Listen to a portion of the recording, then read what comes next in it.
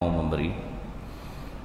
Kemudian kata malaikat Jibril, aku Allah yang memerintahkan untuk mengambilmu. Bumi berkata, aku berlindung kepada Allah dari kejahatanmu mengambil diriku. Karena bumi berlindung kepada Allah, malaikat Jibril gagal mengambil tanah di muka bumi. Naiklah malaikat Jibril ke atas, ya Allah, bumi tidak mau memberi tanahnya untukku dan dia berlindung kepadamu dari aku, makanya aku tidak berani ngambil. Dan Allah tidak marah, Pak, karena bumi pun berdoa kepada Allah untuk melindunginya.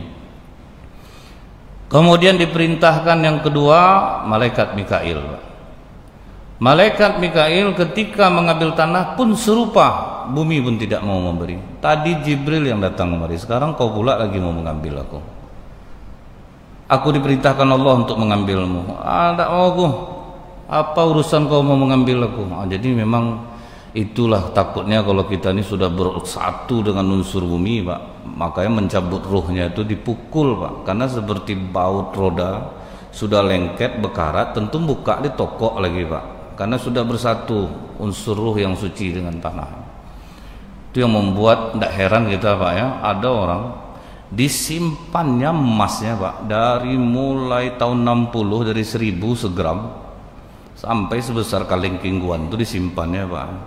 Itu sudah tuh keluar rumah takut lagi, Bu. Kenapa? Takut dimasuk maling, takut apa. Jadi kalau dari tumpuk-tumpuk harta itu bangkit rasa sayang. Ini yang pernah kita sebutkan, Bu, kenapa banyak betul rumah sakit di Pekanbaru ini sekarang. Sementara dalam hadis kata Rasulullah, Pak, sembuhkan penyakitmu dengan sedekah. Artinya apa? Sudah semakin sedikit orang yang bersedekah. Ada orang bersedekah tapi tidak imbang dengan pemasukan dia, Pak. Dia sedekah ada, taruhlah, Pak, ada di antara kita ini yang sedekah 1 juta tapi penghasilannya 1 miliar, Pak, kan tidak imbang. Itu maksudnya itu, Pak.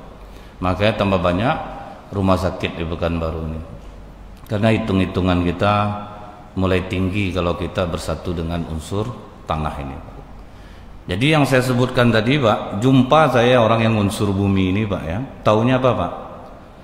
1 bulan sebelum dia meninggal, Bu, panas saja badannya nih, Pak.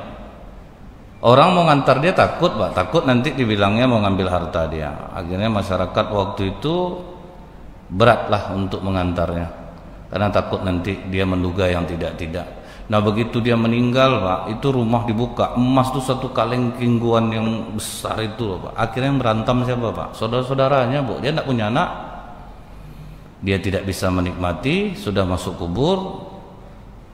Ini ngaku adek, ini ngaku keponakan, ini ngaku ribut ini, Bu. Itu yang buat penyakit tuh, Pak, kalau udah terlalu sayang dengan harta. Ada lagi, Bu, ya, ditanya, ibu ngapa ibu kumpul emas ini banyak-banyak, betul, Bu? Nanti kalau sakit-sakit payah. Udah didoakannya dulu dirinya sakit, Pak. Jadi memang distokkannya emas itu memang untuk sakit. Lebih baik dihabiskan untuk kepentingan dalam agama Allah ini. Nah, jadi bumi tidak juga mau memberi kepada malaikat Mikail. Terakhir siapa yang disuruh Allah, Pak? Israel, Pak, malaikat maut, yang mengambil tanah di permukaan bumi ini. Begitu Israel mau mengambil, masih sama, Pak. Tadi Jibril kemari, Mikail pula kemari, sekarang kau pula lagi. Kenapa kau mau mengambil aku? Aku diperintahkan Allah untuk mengambilmu. Tidak, aku tidak mau. Aku pun berlindung kepada Allah dari kejahatanmu mengambil aku. Kemudian apa kata Israel, Bu? Aku pun tidak akan kembali kepada Allah sebelum aku melaksanakan perintahnya. Malaikat Israel lah yang berhasil mengambil unsur penciptaan manusia ini di muka bumi ini, Pak. Makanya, Pak, Israel itu, Pak, itulah yang membuat dia kuat untuk nyambut-nyambut nyawa kita nih, Pak. Karena dialah yang berhasil mengambil unsur tanah penciptaan manusia. Jadi malaikat Israel ini, Pak, aku tidak akan kembali sebelum aku melaksanakan perintah Allah. Jadi itu pula dia, Pak. Dia yang mengambil tanah ini. Di sebuah kerajaan, Bu, ada raja memiliki keramik yang sangat indah dan dia sayang dengan keramik itu. Dipanggilnya panglimanya, Pak. Aku perintahkan kau untuk memecahkan keramik kesayanganku ini. Tidak, raja. aku tidak akan mau memecahkan sesuatu yang kau sayang. Dipanggil lagi penasehat, aku perintahkan engkau untuk memecahkan keramik kesayanganku ini. Tidak raja, aku tidak berani, kau sangat sayang dengan keramik. Dipanggil satu lagi pak, kepala pembantu di istana, aku perintahkan kau untuk memecahkan keramik ini. Langsung dipecahkan ya pak. Kaget penasihat sama panglima. Mengapa kau mau memecahkan atas perintahku? Karena perintah raja segala-galanya bagiku raja. Itu pula pak. Jadi makanya kadang yang sayang betul, kalau diperintahkan pecahkan, pecahkan. Jadi malaikat Israel, aku pun tidak akan kembali kepada Allah sebelum aku melaksanakan perintahnya. Kau mau suka mau tidak itu terserah kau. Mau kau suka rela, terpaksa, aku tidak peduli. Jadi kadang bu ya, untuk sesuatu yang baik itu harus ada unsur paksaan pak. Tidak bisa tunggu enak badan kita. Jadi kan ada orang pak, kenapa tidak sholat juga? Nunggu hidayah. Jadi manalah bisa pak, Allah menambah hidayah kepada orang yang mencari hidayah. Kalau sempat ditunggu pak, agak besar resikonya pak. Jadi kebanyakan orang pak yang akibat menunggu ini sakit anaknya tidak sembuh-sembuh dulu, di situ baru datang hidayah. Meninggal orang tuanya dulu baru datang hidayah. Itu akibat menunggu hidayah. Pedih jadinya. Bagus dijemput, baru Allah tambah. Sedekah juga gitu pak. Kalau sempat tidak dipaksa pak, tidak mau pak. Ada bapak ini perutnya sering panas. Dia dulunya bakhil pak, bolak-balik Malaka, Indonesia, Malaka, Indonesia, Malaka, Indonesia. Dengar pengajian tentang sedekah. Sedekah bisa menyembuhkan penyakit. Daripada aku habiskan duit aku nih untuk obat penyakit, bagus aku sedekahkan. Rupa dengan bersedekah itu hilang panas perutnya itu. Jadi yang pernah kita singgungkan Pak sebelumnya dalam kajian subuh juga, kalau kita perhatikan apa yang dikatakan dokter Pak, 80% penyakit karena pikiran, 20% karena makanan. Artinya akhlak orang itulah yang membuat dia sakit. Itu maksud itu Pak, akhlak dia yang membuat dia sakit. Buktinya kenapa di Arab Saudi banyak dokter nganggur Pak, sampai rumah sakit kosong melompong, banyak mundur dokter Pak, pengen mundur aja gitu, sampai ada yang 2 tahun tidak dapat pasien Pak. Pas datang jamaah Indonesia lah hidup darah dokter sana, dia banyak kerja kita ini, guna ilmu kita ini, karena gitu banyak buat penyakit Pak. Itu yang menyebabkan awal bros sampai 3 banyak agak pasiennya Pak. Rumah sakit Safira dari satu pintu ruko bisa sebesar itu kan berarti banyak peminatnya itu Pak, banyak peminatnya Bu. Buka rumah sakit Aulia penuh juga pasiennya, buka Sansani penuh juga pasiennya Pak. Sebetulnya ini warning, peringatan untuk kita. Kita sedekah sudah tidak sesuai lagi dengan jumlah pemasukan kita. Dan itu pun kita pengen diumumkan Pak. Kalau sempat tidak diumumkan Pak, panggil kori masjid itu Pak, saya nyumbang apa tidak diumumkan tuh kan. Tapi hamba Allah Pak, walaupun hamba Allah bunyikan juga agak terdengar juga, hati saya senang enggak hati saya. Jadi disinilah harus berhati-hati kita dengan unsur dunia ini. Karena kalau kita lihat Pak, orang yang bersedekah jauh di jumlah pemasukan dia, ini kecepatan Allah menyembuhkan itu cepat Pak, kecepatannya tinggi. Seperti yang terjadi di Riyadh, seorang ibu yang kena kanker darah stadium akhir mempekerjakan TKI asal Indonesia.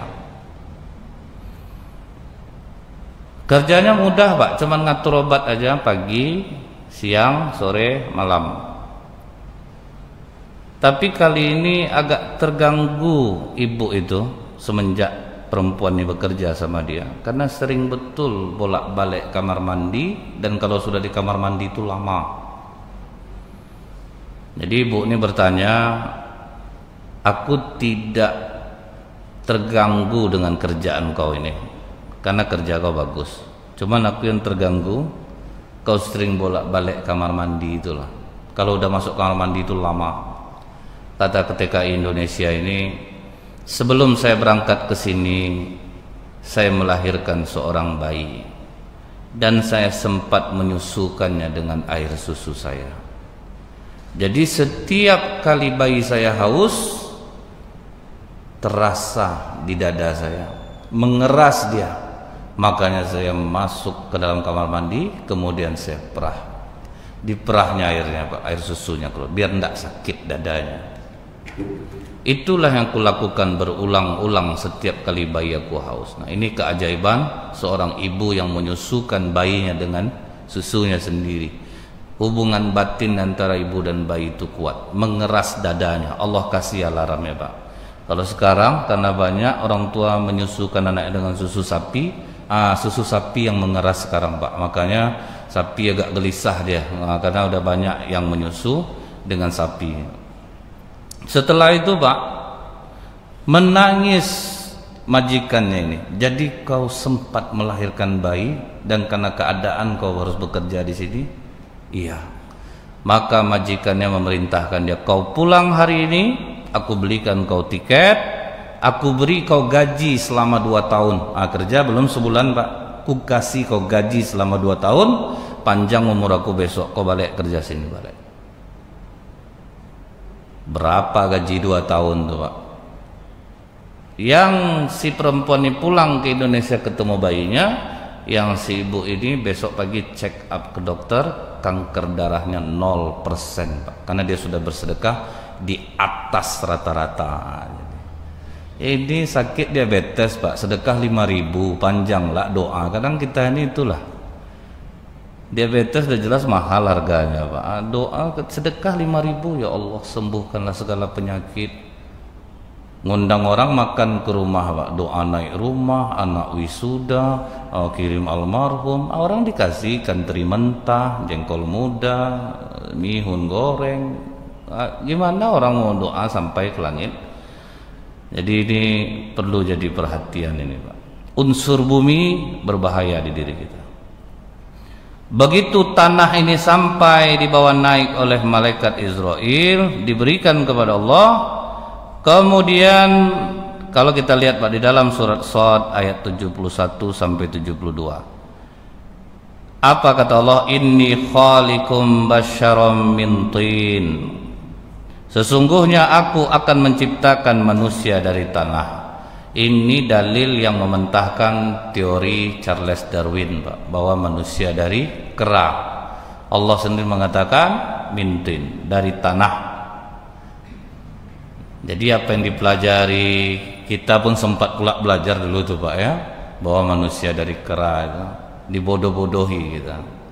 Cuman kalau kita teruskan mempelajari sejarah Islam ini, Pak, ada Bani Israel namanya kampung Ailah yang dikutuk Allah menjadi kera karena mereka melanggar ibadah di hari Sabtu. Bisa jadi yang ini yang ditemukan oleh Charles Darwin, Pak.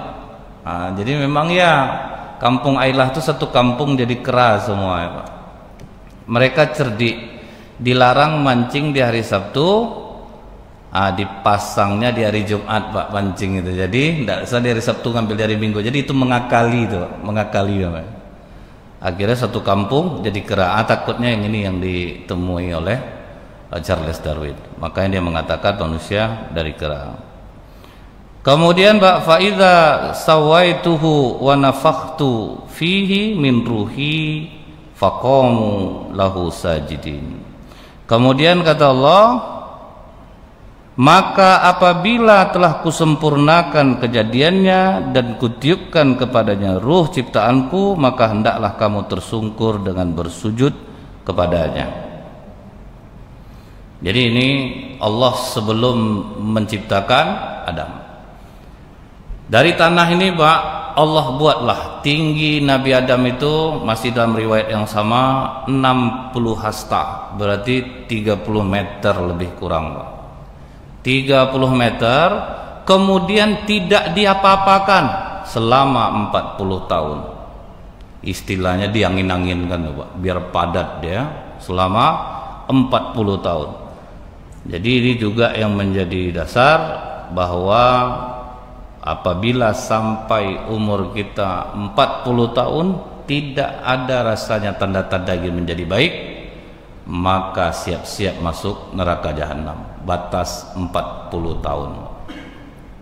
Jadi 40 tahun itu dimatangkan jiwanya. Jadi kalau orang udah umur 40 tahun Bu, belum juga dia sholat, rasa malunya akan dicabut Pak. Orang azan duduk di depan rumah, seharusnya kan dia sembunyi kalau tidak sembahyang, itu dicabut Allah rasa malunya.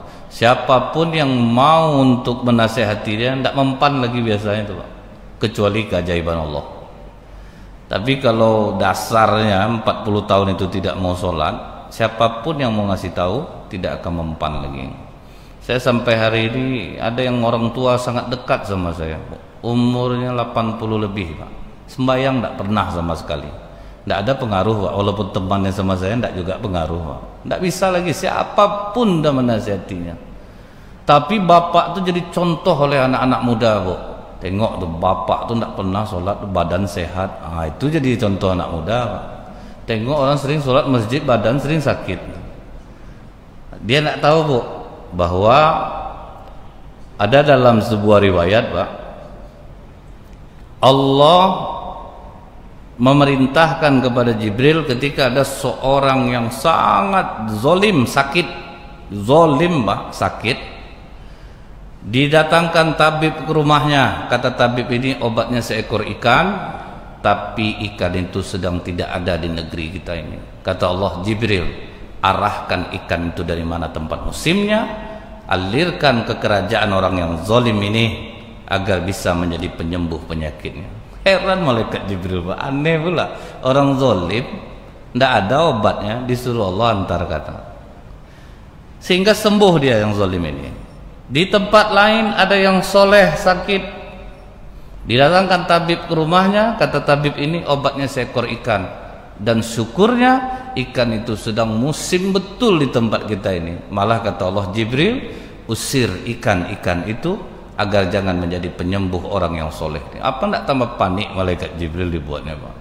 Yang jahat sakit tidak ada obatnya diantarkan, ini yang soleh sakit ada obatnya malah disingkirkan.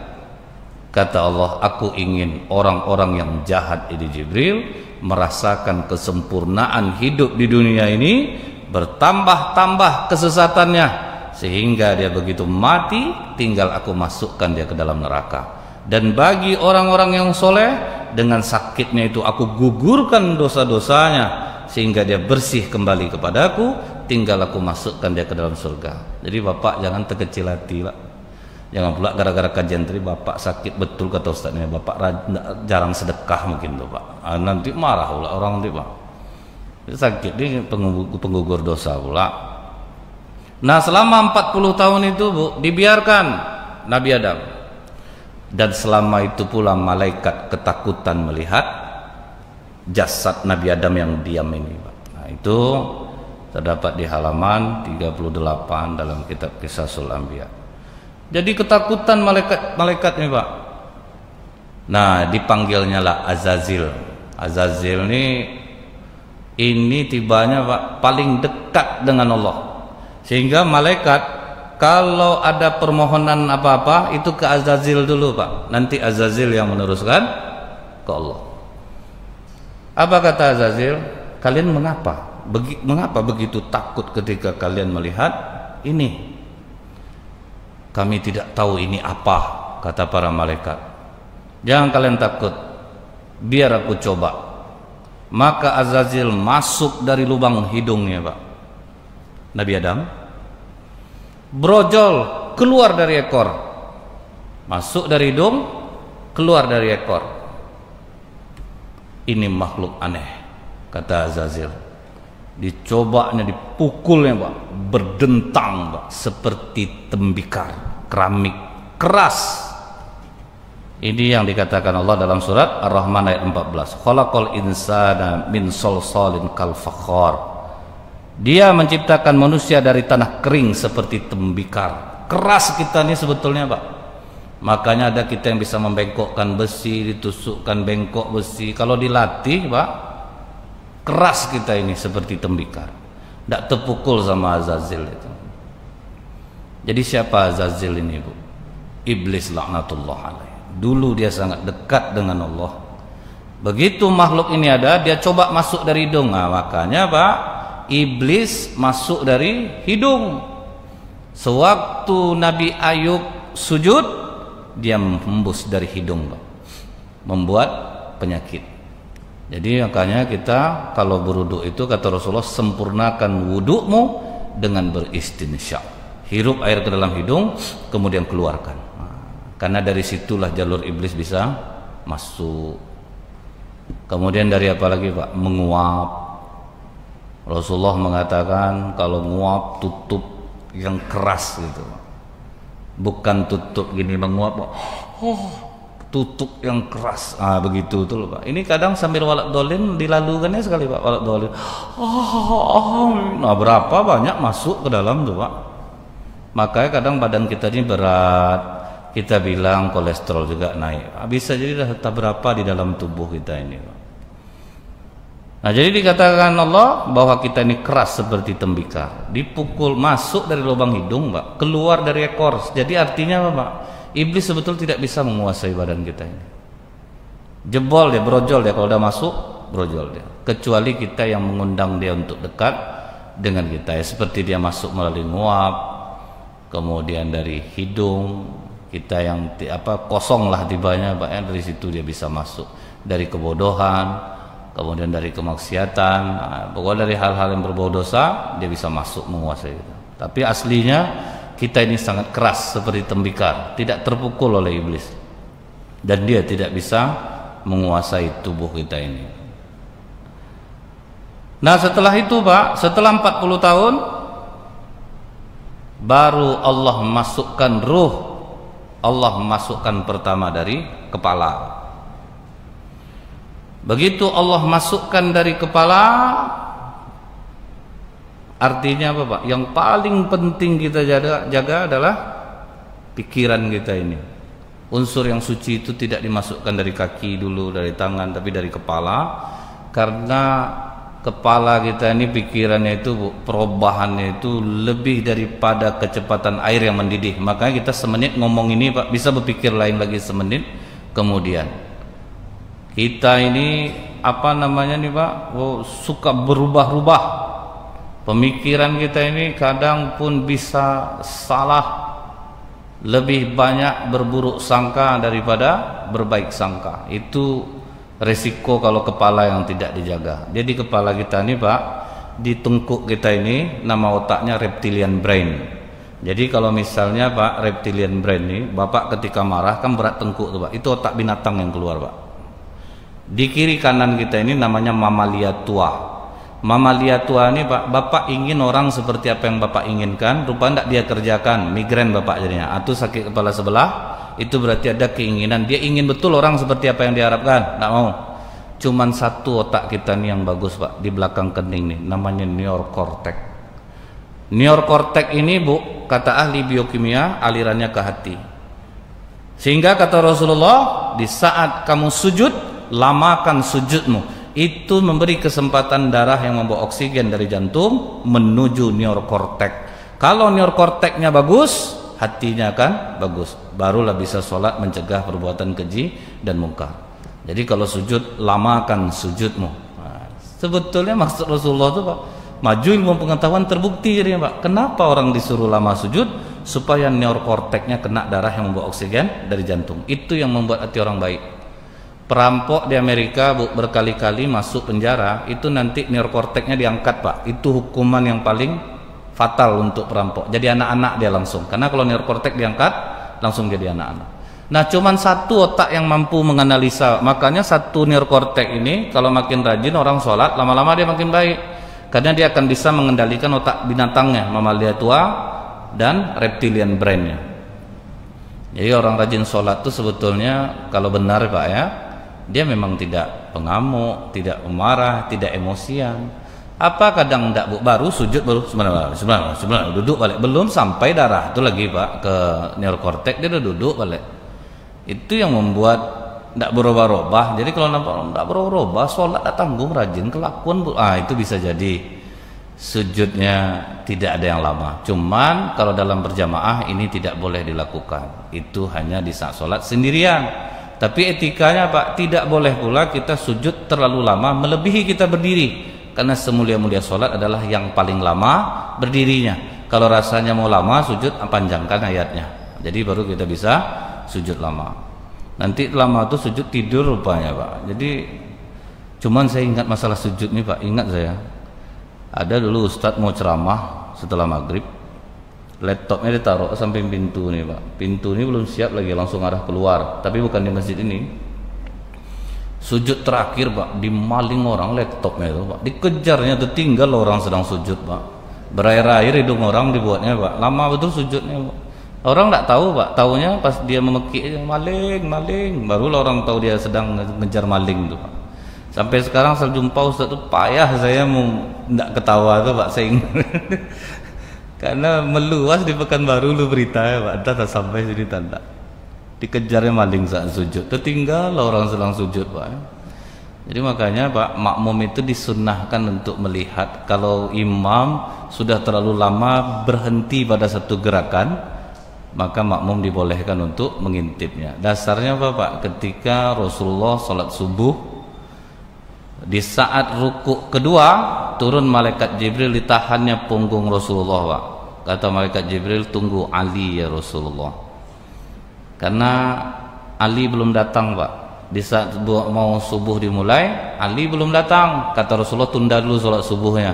Rupanya karena terlalu lama, sholat subuh pun dimulai. Nah di saat rukuk rakaat yang kedua itu ditahan malaikat Jibril punggungnya. Karena Ali baru datang saat itu Pak. Jadi batas kita mendapat sholat berjamaah itu di saat imam rukuk. Jadi kalau imam sedang rukuk, kita takbir langsung rukuk, kita sudah dapat satu rakaat. Cuman jangan dibuat setiap waktu sholat Pak. Tahu imam sejadah bagi duduk jadi teras Pak. Ngapa sini Pak? Nunggu imam rukuk. Karena ada hadisnya kan batas saat imam rukuk. Nah itu sahabat ngintip di belakang Pak, karena terlalu ramah. Jadi sahabat ngintip di belakang. Jadi selesai sholat, sahabat bertanya, ya Rasulullah, mengapa sholat subuh kita berbeda dari biasanya? Mengapa engkau rukuk begitu lama di rakaat yang kedua? Sehingga menimbulkan kekhawatiran dalam diri kami dan kami sempat mengintip-ngintip ya Rasulullah. Kata Rasulullah, aku pun tidak tahu. Jibril turun menahan punggungku, katanya tunggu Ali. Jadi kita tunggu Ali. Nah selesai yang di sholat ditanya Pak, apa yang menyebabkan engkau terlambat subuh ini Ali? Sampai Jibril menahan punggungku. Kata Ali, di saat aku melangkahkan kaki menuju masjid ya Rasulullah, ada orang tua beragama Nasrani berjalan di depanku tertatih-tatih. Engkau mengajarkan kepada kami untuk memuliakan orang tua, maka aku tidak mau memotong langkahnya. Gara-gara itulah Ali terlambat, gara-gara memuliakan orang tua, walaupun bukan orang tua kandung dan agamanya pun bukan Islam. Inilah Islam mengajarkan untuk memuliakan orang tua. Nah, kita lanjutkan kembali Pak. Setelah dimasukkan ruh di kepala, turun di mata. Begitu turun di mata, terbelalaklah mata Nabi Adam melihat buah-buahan surga, keindahan surga. Terbelalak mata Nabi Adam. Jadi ini sudah dipesankan oleh Rasulullah Pak. An-nazru sahmu masmumun min sihami iblis. Mata ini adalah busur panah iblis. Bapak taat betul ibadah Pak, terpandang sesuatu yang disenangi mata, terutama wanita Pak, hilang iman dibuatnya Pak. Oh, saya kuat. Ingat kita kejadian Abdah bin Abdurrahim, mujahid Islam. Berapa banyak orang Romawi yang dibunuhnya Pak. Terakhir pas mengepung benteng orang Nasrani, Romawi, dipancing oleh orang Romawi itu Bu. Seliweran perempuan buka aurat, jalan-jalan di sekitar benteng itu. Anda tahan Abdah Pak. Padahal dia penghafal Quran, paham bahasa Arab, dekat dengan para orang-orang soleh. Kena matanya. Ditulisnya surat ke perempuan ini Pak. Bagaimana aku bisa memiliki dirimu? Apa kata perempuan ini Bu? Tinggalkan agamamu, aku akan menjadi milikmu. Ini sejarah kelam bagi umat Islam, di mana seorang penghafal Quran murtad demi untuk mendapatkan perempuan. Maka hati-hati mata nih Pak. Saya ingat Pak ya, di lampu merah depan Polda ini, mobil saya di belakang, di depan saya ada suami istri boncengan, di sebelah kanannya guru senam aerobik Pak. Wah, melotot bapak tuh nengok Pak, dicubit sama istri, mental abang nih, sebanyaknya orang itu yang bang tengok. Salah sangka kau abang nengok kantor gubernurnya, ada kan itu abang tengok.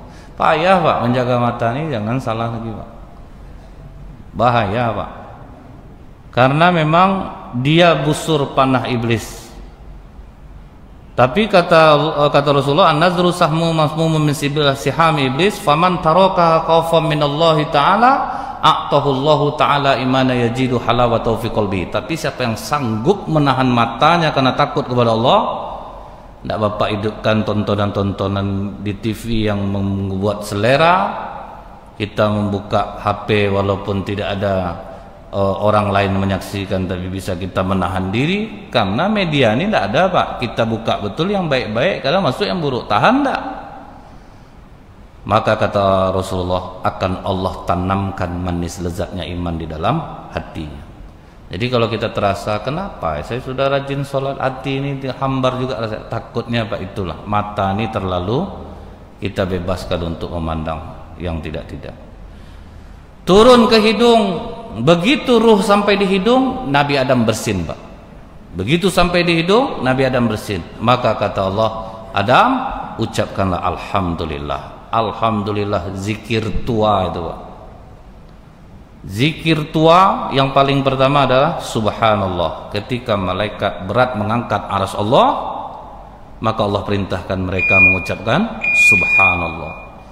Jadi yang kedua, zikir yang paling tua, alhamdulillah. Di saat Nabi Adam bersin ini, karena di saat orang bersin itu Pak, tubuhnya mati beberapa detik, Pak, untuk mengeluarkan penyakit dari dalam tubuh. Tapi kata Rasulullah, kalau udah lebih dari 3 kali, berobatlah. Jangan pula gara-gara itu alhamdulillah, alhamdulillah. Kalau udah lebih 3 kali sakit bapak nama itu Pak, enggak ada apa lagi, harus berobat. Kemudian Pak, zikir yang ketiga yang tua adalah kalimat la ilaha illallah ketika Nabi Nuh diperintahkan untuk mendakwahi kaumnya. Kemudian yang keempat, Allahu Akbar ketika Nabi Ibrahim menyembelih anaknya karena diganti Allah dengan kambing. Dia sangat mengagungkan Allah, makanya Nabi Ibrahim mengucapkan Allahu Akbar. Jadi subhanallah, alhamdulillah, la ilaha illallah, Allahu Akbar. Nah, hal ini diceritakan Jibril kepada Rasulullah. Takjub Rasulullah mendengarnya. Kemudian Rasulullah katakan la haula wala quwwata illa billahil aliyil. Lengkaplah zikir itu jadinya Pak. Subhanallah, alhamdulillah, wala ilaha illallah, Allahu Akbar, wala haula wala quwwata illa billahil aliyil. Apa kata Allah dalam hadis qudsi? Ketika seorang hamba mengucapkan la haula wala quwwata illa billahil aliyil azim, tulus dari dalam hatinya mengakui bahwa tidak ada kekuatan yang lebih besar melainkan kekuatan Allah, maka Allah akan perintahkan malaikatnya, wahai malaikatku, hambaku telah berpasrah diri kepadaku, bantu dia penuhi hajatnya. Kalau kita memang mengakui bahwa tidak ada kekuatan lain selain kekuatan Allah. Nah, kita lanjutkan sedikit Pak. Terus ruh masuk, tidak melewati setelah mulut, masuk langsung ke perut. Kenapa tidak lewat mulut Pak? Tidak ada riwayat yang menerangkan tentang mulut ini. Karena yang membuat orang bicara itu mata Pak. Dari mata ini pas kita nampak, oh tengok lah tuh, parah betul itu. Gara-gara mata ini, cobalah kita tidak melihat Pak. Apa yang mau diceritakan? Kita diciptakan Allah ini Bu, 2 telinga, 1 mulut. Artinya kita ini harus lebih banyak mendengar daripada berbicara. Kemudian begitu ruh masuk ke dalam perut Pak, tadi mata sudah melihat buah-buahan surga, kemudian perut langsung lapar, belum sampai ruh ke kaki, Nabi Adam langsung loncat Pak. Sementara ruh belum sempurna sampai ke kaki, terjatuhlah dia. Apa kata Allah? Khuliqal insanu min ajal. Manusia telah dijadikan bertabiat tergesa-gesa. Itulah sifat asli kita Pak. Tergesa-gesa. sembahyang mau cepat selesai, zikir mau cepat selesai. Ini alhamdulillah Pak, kita zikir slow, subhanallah, subhanallah. Ada kadang yang tak jelas lagi Pak. Illa ya rabbana subhanallah. Ini kan terlalu Pak. Besok tuh bulan puasa Pak, itu viral nanti di TV itu. Salat tarawih tercepat di dunia Bu. Saya lupa daerahnya Pak. 23 rakaat 7 menit Pak. Kita 11 mau setengah jam. Ini 23 rakaat 7 menit. Buka di YouTube Pak, salat tarawih tercepat di dunia. Keluar tuh Pak. Kalau bapak ikut Pak yang terantuk kepala Pak, mau tuh jatuh kita dibuat Allahu Akbar, Allahu Akbar, Allahu Akbar, Allahu Akbar, Allahu Akbar, Bismillahirrahmanirrahim, amin, Allahu Akbar, Allahu Akbar, Allahu Akbar.